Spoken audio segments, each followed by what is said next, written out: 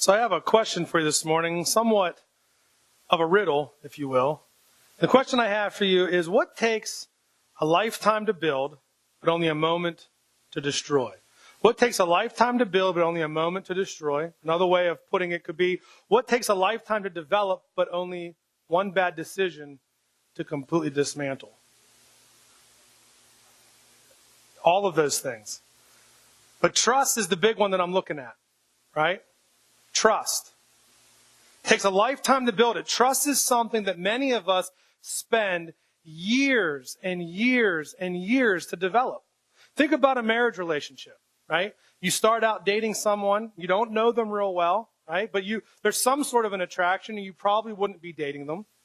And so you spend time learning who they are and learning all of their positive qualities, and of course you learn about some of their not so positive qualities. But you spend time getting to know them, and over the course of months you continue to date, and then depending on how long you date for and you know how quickly you pop the question, eventually you get to the place where you've developed enough trust with that other person that you are willing to make a decision to enter into a relationship with them that is meant to last a lifetime.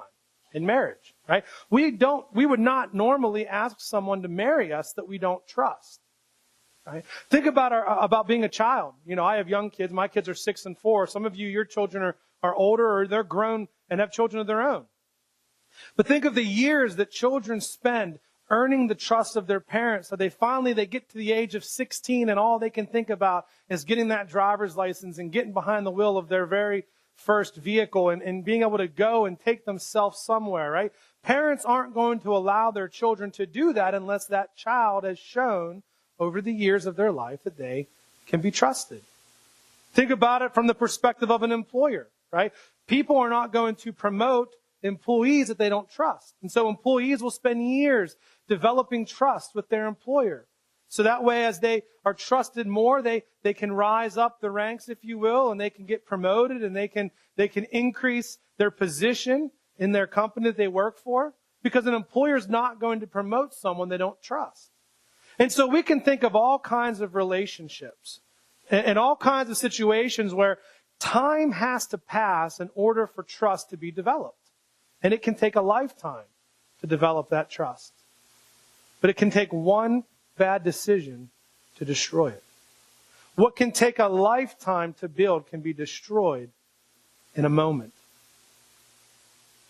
It doesn't really matter if a couple has been married for 20, 25, 30, 35, 40 years. If that husband or that wife makes the decision to go outside of that marriage and to violate that trust and have an affair, what that couple has spent 25 years or more building together can be destroyed. That trust can be destroyed. Or at best, if it is able to be recovered, it is severely wounded. And it takes a lot of time and a lot of energy to have that trust restored, if it's ever restored.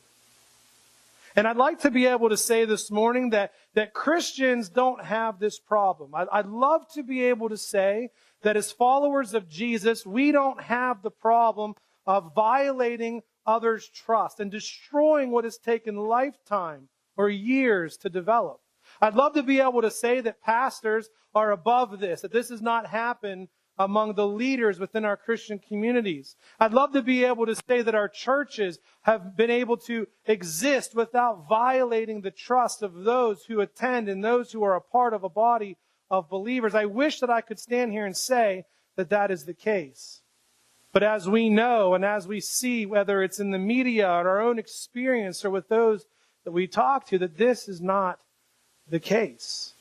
It takes a pastor making one terrible decision that violates the trust of those under their care and under their leadership to destroy a congregation, to destroy a community.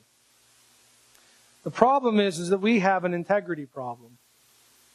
If we boil it down to what violates trust, it's an integrity problem.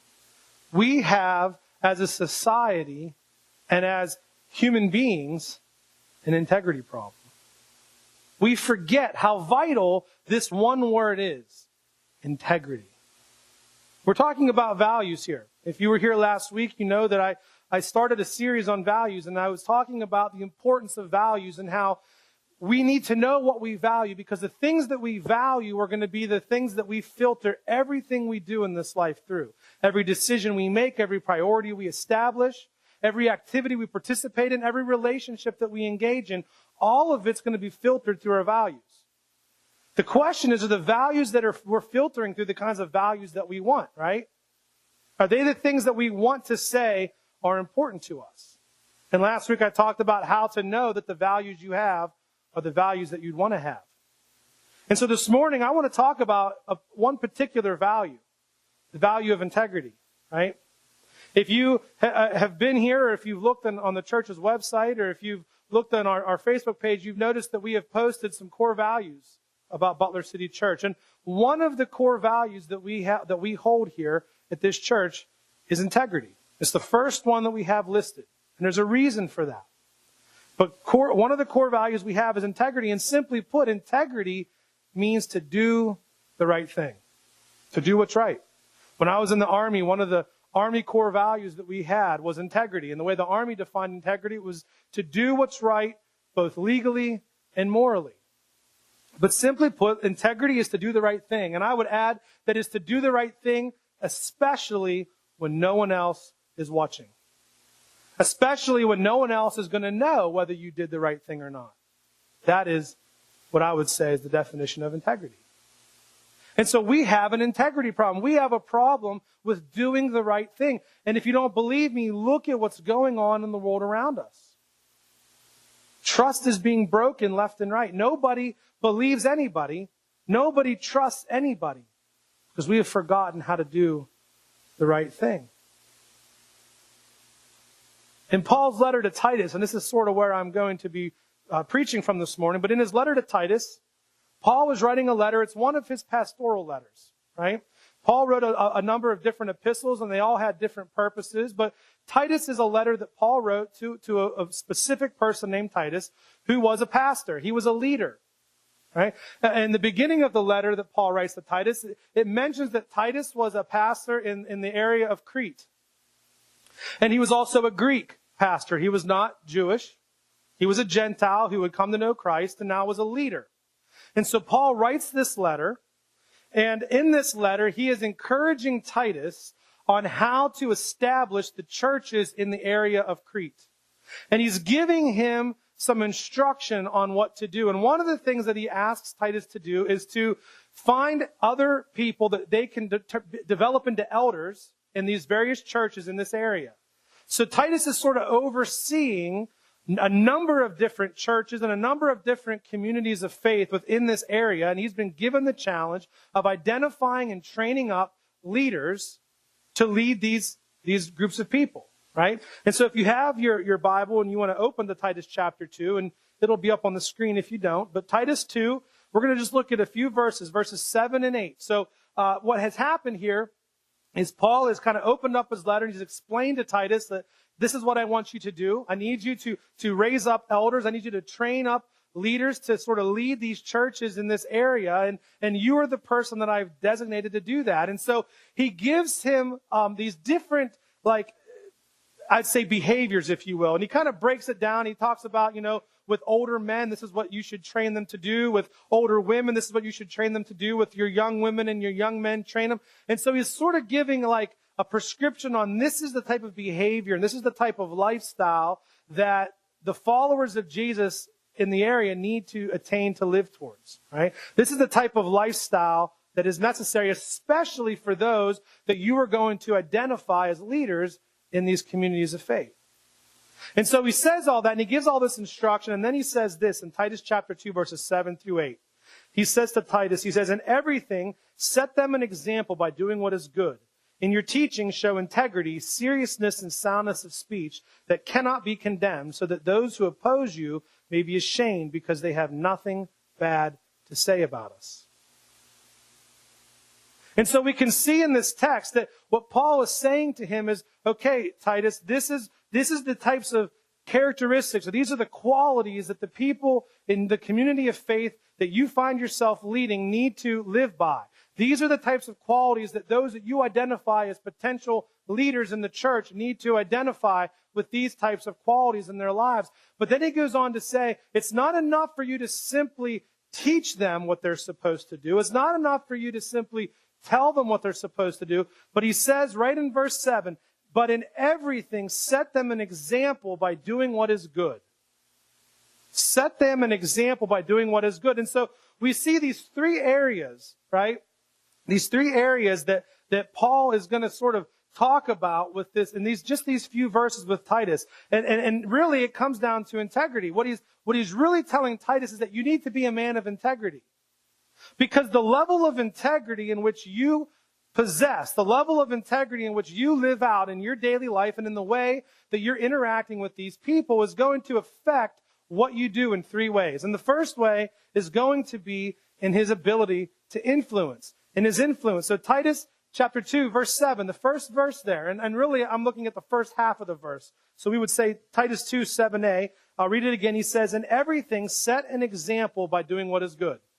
In everything set an example by doing what is good. And so what Paul is telling Titus is that it is paramount. If you have any hopes at all of training these people to follow Jesus, of teaching them how to live a life worthy of the calling that they've been given, if you have any hopes of raising up elders and leaders among the people, among the community of believers there, that in order for you to do that, first and foremost, you must be an example. You must show them how to live. It is not enough to simply tell them. You have to demonstrate what is good. In other words, Paul's saying, Titus, you can't be a hypocrite. You cannot be a hypocrite. You cannot expect people to live a certain way, and you cannot tell them that this is what God wants for them, and yet your life not measure up to those same standards. He says, in everything, set the example. You set the bar for those that you are leading. Not only do you want to influence them with your words, Titus, but you have to influence them with your life, with your actions. The saying, you've probably heard it, do as I say and not as I do, right? Do as I say and not as I do. It doesn't fly here, and it doesn't fly with most people. Excuse me. If you're going to tell someone that they should or shouldn't do something, then chances are you probably shouldn't be doing that thing either. One thing that I always never understood as a child, and even now as a parent, I can remember as a child, and I see it now as a parent with other parents that I know and that I work with or that I'm friends with, and there's this sort of there's things that, like, as a parent that we tell our children, you shouldn't do, right? We tell our kids that there's certain words that they shouldn't use, right? We don't want our kids to use inappropriate language. Most of us don't. I work with some people that in their home, it doesn't matter. Their kids can say whatever they want, but most people that I know will tell you that they don't want their kids cussing and swearing. They don't want their kids using inappropriate language. Most people would tell you that. But yet what's really weird to me, and it's something I never understood as a child, is I can remember being told not to use this type of language, not to say these types of words, but yet I would see all the adults around me using those words. And it didn't make any sense to me. How is it wrong for me to say something, but it's okay for them? And so what we've done as parents is we've kind of created this imaginary age in our own minds where we think, okay, it's not really right for our kids to talk like this now, but when they hit whatever age, and each parent probably has their own age in their mind, when they hit this certain age, then all of a sudden what used to be inappropriate and unacceptable now all of a sudden is okay and is normal. And I've never understood that. As a parent, I believe wholeheartedly that if there is something that I don't want Cooper or Parker to say, then I better not be saying it either. If it's not appropriate for my children to say something, then in what way would it ever be appropriate for me? It's really unfair to expect a child to understand why something is wrong at one stage, but then later on becomes perfectly and totally acceptable. It's not fair for us to expect them to understand that. Well, we do the same thing with not just children, but think of our own lives as believers. We spend our lives, hopefully, our lives are spent finding ways to tell others about Jesus and sharing our faith with others. But we can't seriously think that our influence is going to be a good influence if we're telling people one thing, but yet they're watching our lives and they're seeing something completely different. If we work with people, if we're friends with people, if we have family members, they know we go to church. They know that our faith is important to us, but yet they see the way we're talking and they see the things that we're doing, and they know that what we're saying we believe and what they're seeing us do, it doesn't line up. Then guess what we've just done to our influence? We have shot our influence in the foot. We have completely damaged our ability to influence the lost around us. Because we have not maintained the right thing. We have not set the example, as Paul was telling Titus, that he needed to do. Paul knew that the believers in Crete needed a leader who they could see demonstrating what was good. It wasn't enough to simply tell them. He had to show them. Titus is told to do good, to have integrity in the way he conducted himself. But it's not enough to simply be told to do good, right? The question is, well, how do we know what good is? If you were to go out into this community, or you would go to a public place and you would poll people and you would ask them, give them a list of behaviors, and you would ask them to identify those behaviors which are good and identify those behaviors which are bad or wrong or moral or immoral, right? You would probably find that some things people would tend to agree with. There's certain behaviors that most people would agree probably not the most moral things. But then you're going to find things where people are going to start to splinter and they're going to start to disagree. And certain things there are going to be some things that people will say, yeah, that's not good. And other people are going to say, well, if it feels good, go ahead, right? It's not really bad. It's not really immoral. It's a matter of perspective, right? Or maybe it has to do with how you were raised and the environment you grew up in, right? What do you think is good or bad? Or it has to do with the culture that you're a part of, whether something is good or something is bad. And so if we're going to talk about doing the right thing, if we're going to talk about integrity, right? Because integrity is to do the right thing, then we need to know what the right thing is. We need to know beyond a shadow of a doubt what is or is not right and good. And my friends, the only place that you are ever going to find that is in God's Word. It says in 2 Timothy 3:16, all Scripture is God-breathed and is useful for teaching, rebuking, correcting, and training in righteousness. And so the Word of God is the only place where we can be guaranteed that if we don't know what the right thing to do is, if we don't know what truly is good, we can go to God's Word and it will show us. If we don't know how to make a decision, if we don't know how to have a healthy relationship, if we don't know how to teach and train and treat our children, if we don't know how to treat our wife or how to treat our husband, if we're not sure what our responsibilities are to society as a whole, what our responsibilities are to the church and to God's people, we can know from His Word. Everything that we need to know when it comes to living a life of integrity is found in the Bible. But if you and I are going to have any kind of influence, and we all influence people, right? Every one of us has a sphere of influence. Some of us, our sphere is very small. Maybe the only people in our lives that we really influence are maybe our children, maybe if we have grandchildren, maybe we've got a few friends, but beyond that, we don't really know a lot of people. We don't really have a huge sphere of influence. But you still have one. Maybe it's the friends that you hang out with. You have a sphere of influence. The question is, what kind of influence do you want to have? Do you want to stand before God someday and you want Him to ask you, what did you do with the influences I gave you? We have to live lives of integrity. We have to value doing the right thing. Because if we don't, we will seriously damage the influence that God has given us. So that's one area. That's one area in which integrity is going to impact us. It's going to impact us in our ability to influence the people around us, the culture around us, the community around us, the family that we have, the friends that we have. Our level of integrity is going to impact the kind of influence that you and I are going to have. And so the second way in which our level of integrity is going to impact our influence. The second way that we see here is in Titus chapter 2. I'll read verse 7 again, and I'm going to read the first part of 8. Let's read this again. It says, "In everything set them an example by doing what is good." And then he goes on to say this, "In your teaching, show integrity, seriousness, and soundness of speech that cannot be condemned." And so the second area that we can see our integrity or our level of integrity is going to impact us is in our legitimacy. It's in our legitimacy. Have you ever been listening to someone talk and they're saying some really good things? Like you're really taking it all in and you're agreeing with them and you're liking what you hear and, everything that they're saying and their teaching it sounds great. And then all of a sudden, out of nowhere, they say something that all of a sudden everything that you were really listening to and really intentionally trying to take in, something kind of stops you in your tracks. You're like, wait a second, what did they just say? What in the world are they talking about? And they'll say something, sometimes it's subtle, and sometimes it's just flat out absurd.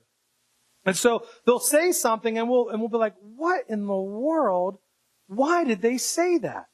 What are they talking about? And now all of a sudden, somebody that you were listening to and you were really enjoying it and you were really agreeing with what they were saying, now all of a sudden, you're questioning everything that they had to say. Because they said one thing or one crazy off-the-wall thing, or they said something that was just downright deceitful or wrong. And it doesn't matter how much good they said before that, because now all of a sudden we've just tuned them out. We don't want to hear what they have to say because they've ruined their legitimacy. They've ruined their ability to have other people think that what they have to say is correct or legitimate. You see, our legitimacy, our ability to speak and to share and to teach and to talk and have other people listen to what we have to say and view what we have to say as legitimate is directly tied to the way in which we do it with integrity. I worked with a teacher a few years back, and we would get into conversations during our lunch break in the teacher lunch area, and this was something that he would bring up, and we'd be talking about what somebody said the day before on the news or on the media, or maybe somebody that we work with. He would bring it up, and he would always refer to someone who did that as a wackadoodle, right? They're a wackadoodle. I never heard that term before, and I don't know if he made it up, but he would often say, man, that person is a wackadoodle. And the sad reality is that once you got labeled a wackadoodle, it was hard to come back from that term, from that label, right? And so I laughed whenever he would say that. I'd laugh about this word, wackadoodle, and I'd laugh at what he would say. But then I started to think about Christians. And I started to think about the things that we say sometimes. I started to think about some of the crazy, off-the-wall, absurd, and just downright dumb things that we say sometimes to other people. And I think, man, we are a bunch of wackadoodles. The world is watching us, and they are listening to us, and we have damaged our ability to be legitimate in the public square because of our lack of integrity of speech. It's one thing to say that someone disagrees with us. It's one thing to hear someone say something that you don't agree with. I disagree with a lot of things that I hear, right? But it's another thing when somebody says something that is intentionally deceitful, intentionally absurd, or intentionally twisted to serve some sort of personal agenda. Paul encourages Titus here that when he teaches to be very careful, that he does it with integrity, with seriousness, and with soundness of speech. So in other words, he's saying, Titus, when you speak, when you teach, you must do it with integrity, or you must do it with purity of motive. You have to ask yourself the question, why am I saying what I'm saying? What is the motive behind my speech? Is it to put all eyes on me? Is my intention to have people look at me and who I am and what I can do? Perhaps my intention for what I'm saying, though I may claim it's a noble cause, is really to just create division. Perhaps my motivation for what I am saying is to call someone out and to make them look bad or to make myself look better than someone else. Maybe what I'm saying isn't incorrect. But what is my intentions behind what I'm saying? We have to have integrity with what we say. We have to have purity of motive in what we're saying. And we need to ask ourselves, why am I saying the kinds of things I am saying? Is it to draw people to Jesus? Is it to show people who He is? Is it to tell others about God and how much He loves them and how much He wants to forgive them for their sin? Or is it to create a name for myself? Is it to create division? Is it to to make myself look better and to elevate who I am in the eyes of those who watch me. And Paul's telling Titus that in whatever you teach, you need to make sure you do it with integrity or with purity of motive. He said to do it with seriousness. Do you recognize the gravity of the weight of the story or the message you preach? Right? Do you recognize the weight of what it is you have been called to do? He isn't saying to Titus that what you talk about and what you teach has to be void of all humor. No, that's not what seriousness means here. I like to use humor. But what he is saying is that don't treat the message that you have been given as something common. You and I need to make sure that when we are engaging in conversations with people about Jesus and engaging in conversations about the change that He's made in our lives and the difference He can make, and when we're talking about His Word and how important and powerful His Word is, we need to make sure that we recognize the weight of the task that we have been given and to take it seriously, not to treat it as common.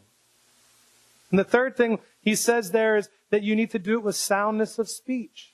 He's saying, Titus, if you're going to say something, you better make sure that what you're saying is sound. You better make sure that what you're saying is true. You better make sure that what you're saying is accurate. Paul is someone who on more than one occasion, especially when he's talking to other pastors in his letters, he encourages them to make sure that they have sound doctrine. To make sure that what they're teaching is accurate and true. Because of the weight of what he has been given, the challenge or the task that Titus has been called to raise up leaders and to train up believers in the area of Crete in these churches.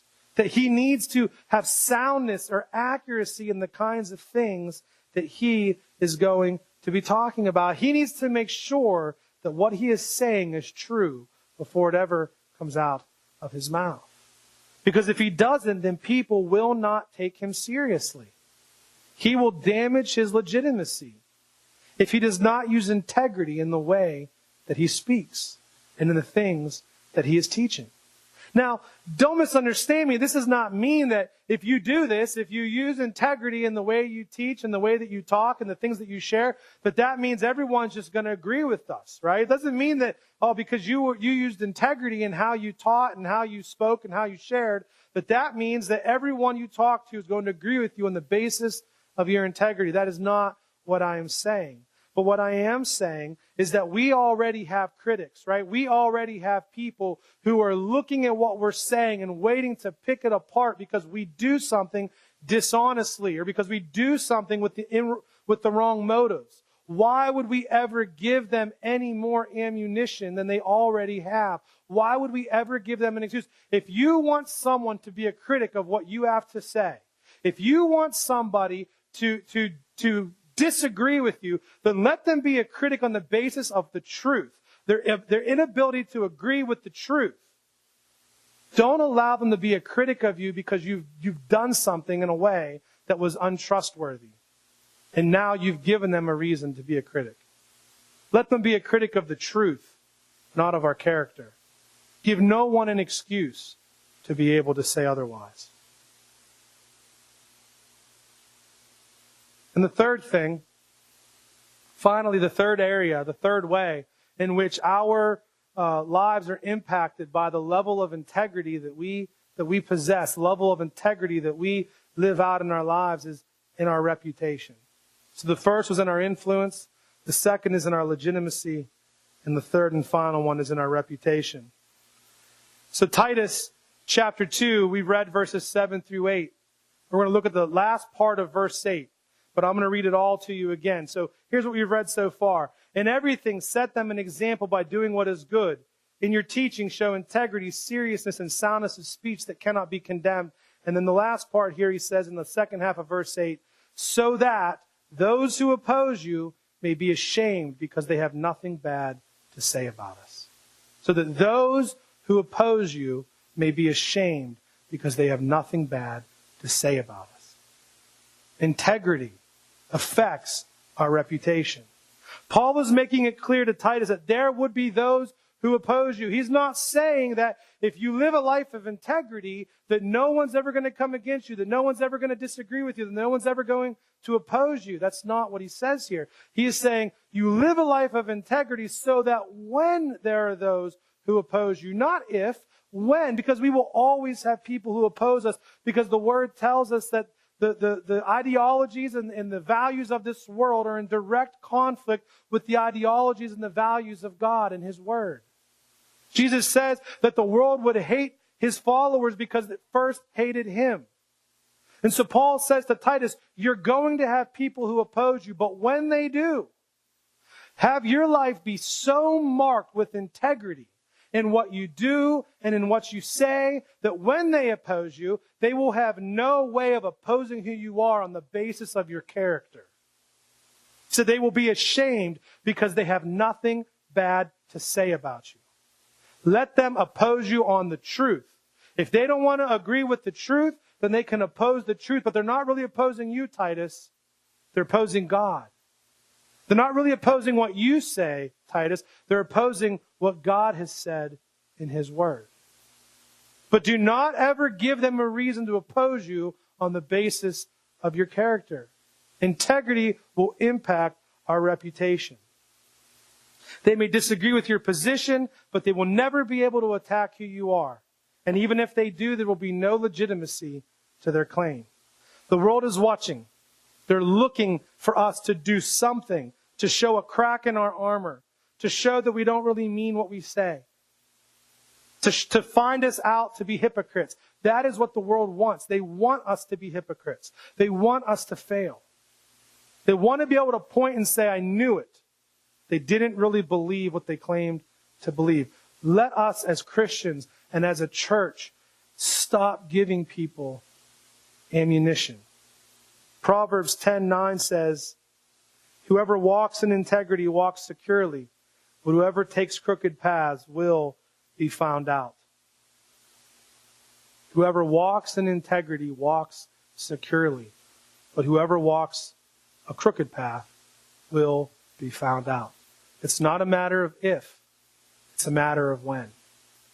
There are pastors and Christians and churches who have damaged the trust that they have built with communities around them. There are Christians who have had their entire reputation destroyed because of a lack of integrity. Not only their reputation, it has destroyed their entire legacy. You can think of names of pastors, I'm sure of.